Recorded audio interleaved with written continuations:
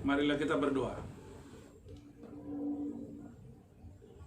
Anugerah dan damai sejahtera dari Allah Bapa, dari anaknya Yesus Kristus, kiranya memelihara hati dan pikiran saudara.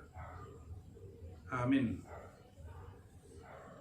Bapak Ibu Saudara sekalian, marilah kita mendengarkan firman Tuhan pada ibadah keluarga kita malam ini, yang tertulis dalam Kejadian 11 ayat 1 sampai dengan ayat 9. Demikian firman Tuhan. Adapun seluruh bumi satu bahasanya dan satu logatnya, maka berangkatlah mereka ke sebelah timur dan menjumpai tanah datar di tanah Sinear. Lalu menetaplah mereka di sana. Mereka berkata seorang kepada yang lain, marilah kita membuat batu bata dan membakarnya baik-baik. Lalu bata itulah dipakai mereka sebagai batu dan gala-gala sebagai tanah liat. Juga kata mereka, marilah kita dirikan bagi kita sebuah kota dengan sebuah menara yang di puncaknya sampai ke langit. Dan marilah kita cari nama supaya kita jangan terserak ke seluruh bumi.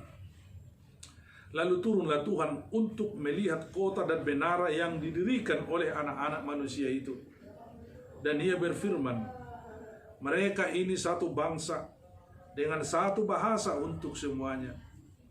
Ini barulah permulaan usaha mereka.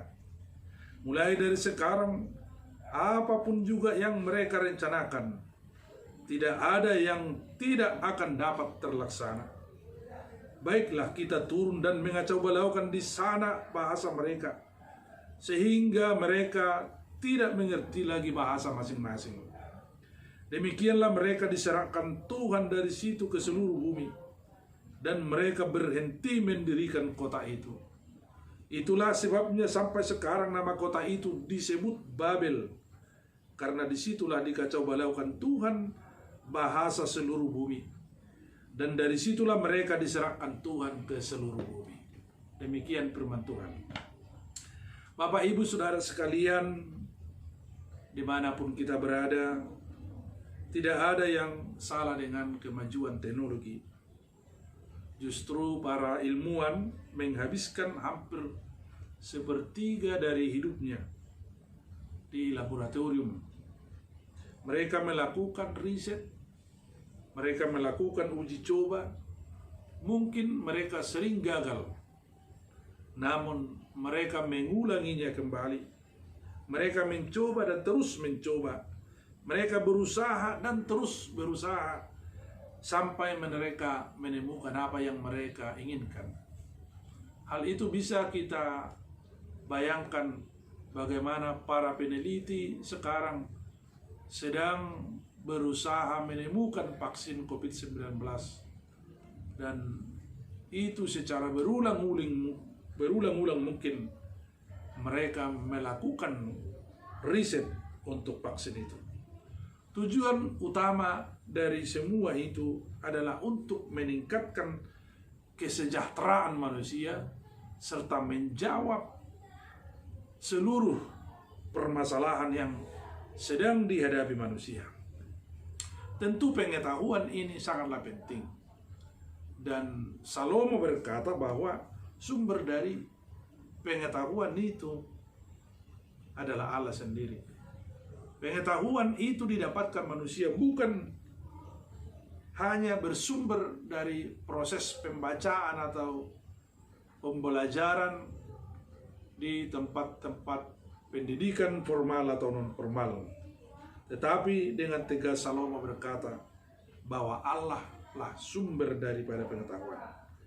Oleh karena itu, ketika manusia memiliki pengetahuan, menguasai teknologi, maka manusia tidak boleh egois. Manusia tidak boleh melupakan Tuhan. Justru keberhasilan yang terjadi jangan sampai dianggap itu merupakan buah dari kemampuannya sendiri, sehingga dia melupakan Tuhan.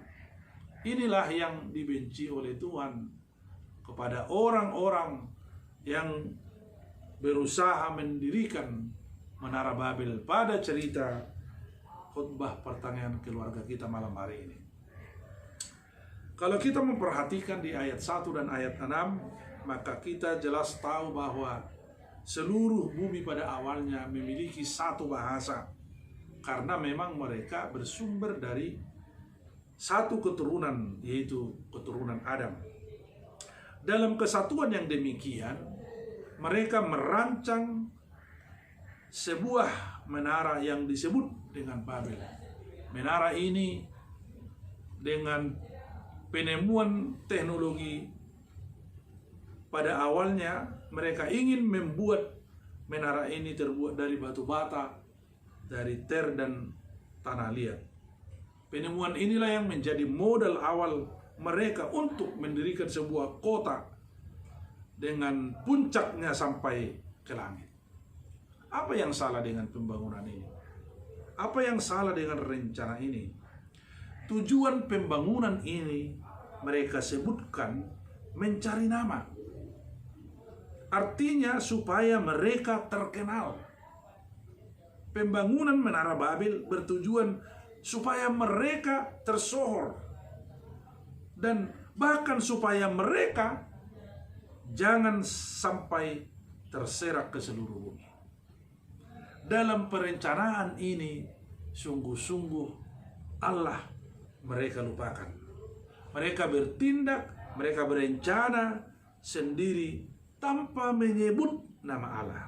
Dan kalau kita perhatikan kata-kata yang mereka gunakan, mulai dari ayat 3 sampai dengan ayat 4, mereka mengatakan, marilah kita membuat batu bata. Kemudian di ayat 4 dikatakan, marilah kita dirikan sebuah kota. Kemudian, marilah kita cari nama.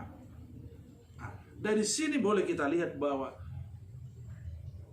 sungguh-sungguh dalam pembangunan ini, dalam perencanaan yang besar ini, dalam pembangunan Menara Babel, mereka benar-benar melupakan Tuhan.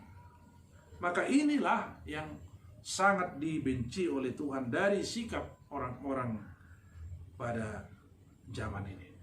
Dan kalau ini sikap ini kita kaitkan dengan Yakobus pasal 4 ayat 13 sampai dengan ayat 17, maka kita akan mengerti betapa pentingnya melibatkan Tuhan dalam setiap rencana yang kita buat. Sebenarnya Tuhan tidak mempersoalkan segala rencana di dalam hidup kita, tetapi membuat perencanaan, mengerjakan sesuatu tanpa melibatkan Tuhan, inilah yang menjadi sebuah kejahatan. Merencanakan dan mengerjakan dan membuat sesuatu tanpa membuat Tuhan terlibat di dalam pekerjaan ini, inilah yang dipesankan menjadi sebuah dosa, sebuah kesalahan, sebuah pelanggaran. Kenapa menjadi pelanggaran? Karena tidak ada yang tahu apa yang akan terjadi pada hari esok. Manusia hanya tahu apa yang terjadi hari ini, saat ini. Itulah sebabnya setiap orang percaya perlu melibatkan Tuhan dalam setiap rencana hidupnya. Perlu memanggil nama Tuhan dalam setiap perjalanan hidupnya. Perlu melibatkan Tuhan dalam setiap apa yang akan dia kerjakan. Jadi ambisi-ambisi untuk mencari nama akan membuat seseorang menjadi orang yang egois, dan motivasi inilah yang tidak diinginkan oleh Tuhan, karena rencana mereka, rencana yang egois, rencana yang berpusat pada diri mereka sendiri. Manusia diciptakan bukanlah bertujuan untuk kemuliaan manusia itu sendiri, tetapi Tuhan punya rencana ketika Dia menciptakan manusia. Seluruh ciptaan itu harus berpusat kepada kemuliaan Tuhan. Itulah sebabnya Rasul Paulus berkata di dalam 1 Korintus 10 ayat 31, jika engkau makan, atau jika engkau minum, atau jika engkau melakukan sesuatu yang lain, lakukanlah semuanya itu untuk kemuliaan Tuhan. Jadi semuanya hanya untuk kemuliaan Tuhan. Makan dan minum bukan untuk kenyang, tapi untuk kemuliaan Tuhan. Ketika kita menikmati sebuah makanan, ketika kita mencicipi sesuatu makanan apapun, maka orang percaya akan mengerti, akan mengetahui bahwa itu bersumber dari Tuhan. Ketika kita mengetahui itu bersumber dari Tuhan, maka makan bukan hanya bertujuan untuk kenyang, tetapi untuk memuliakan Tuhan. Karena ketika kita menikmati makanan itu, maka kita akan bersyukur kepada Tuhan. Bapak, Ibu, Saudara sekalian, Tuhan menginginkan kita secara pribadi, kita secara keluarga, janganlah menjadi menara Babel masa kini. Menara Babel yang dimaksud adalah sebuah menara yang membuat kita tidak terhubung dengan orang lain, yang membuat diri kita terisolasi dengan dunia sekitar.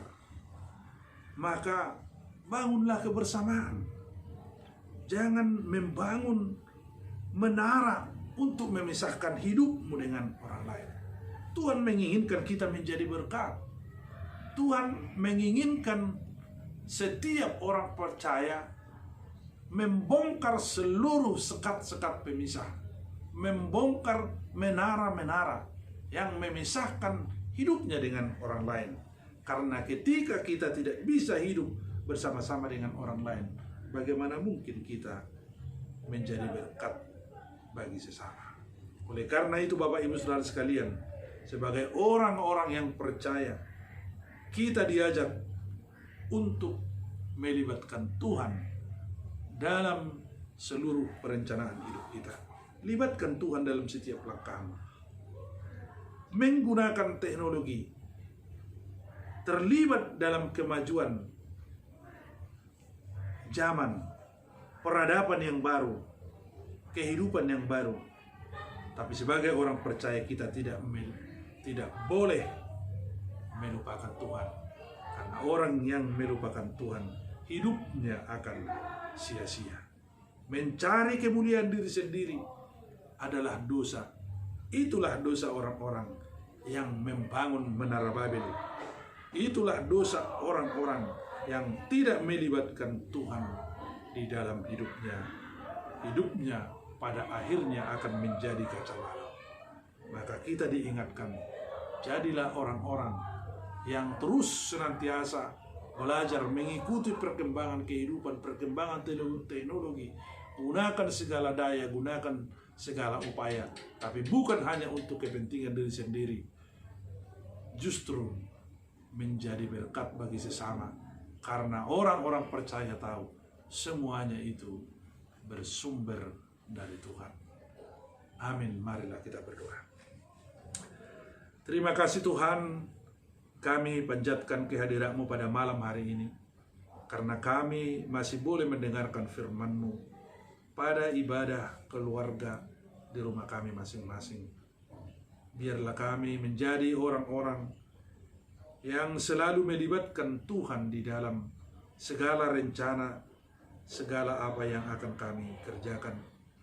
Karena Tuhan akan menuntun orang-orang yang bersandar kepadamu. Terima kasih Tuhan atas firman-Mu. Biarlah berkat-Mu selalu nyata di dalam kehidupan kami, menjauhkan kami dari segala mara bahaya.